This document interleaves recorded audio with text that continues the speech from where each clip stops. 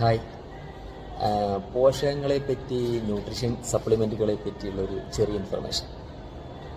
ഇന്നലത്തെ എൻ്റെ കോഴിക്കോട് നിന്നുള്ള യാത്രയിൽ വന്ദേ ഭാരതിൽ ഒപ്പം ഉണ്ടായിരുന്നത് മലയാള സിനിമയിലെ പ്രമുഖ പ്രൊഡ്യൂസറായ വൈശാഖ് മൂവീസിൻ്റെ വൈശാഖ് രാജൻ സാറാണ്.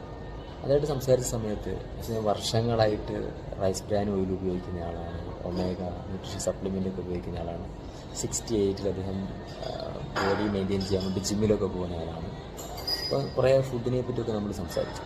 സത്യം പറഞ്ഞു കഴിഞ്ഞാൽ പല ആളുകളും ഇന്നും സപ്ലിമെൻറ്റുകളുടെ പ്രാധാന്യമൊക്കെ മനസ്സിലാക്കുന്നില്ല. സാധാരണ ഫുഡ് കൂടെ കിട്ടും. പഴയ കാലത്തെ കൃഷി എന്നൊക്കെ മാറി മണ്ണിന് പോലും പോഷകങ്ങളില്ലാത്തൊരു കാലത്ത് സോയിൽ ഡിപ്ലഷൻ്റെ ഒരു കാലഘട്ടത്തിൽ സപ്ലിമെൻറ്റുകളും ഫുഡിൽ നിന്ന് കിട്ടാത്ത ആ ഗ്യാപ്പ് ഫില്ല് ചെയ്യേണ്ടതിൻ്റെ പ്രാധാന്യമൊക്കെ നമ്മളെല്ലാവരും മനസ്സിലാക്കണം എന്നുള്ളതാണ് ഞാനിതിൽ നിന്ന് മനസ്സിലാക്കുന്നത്.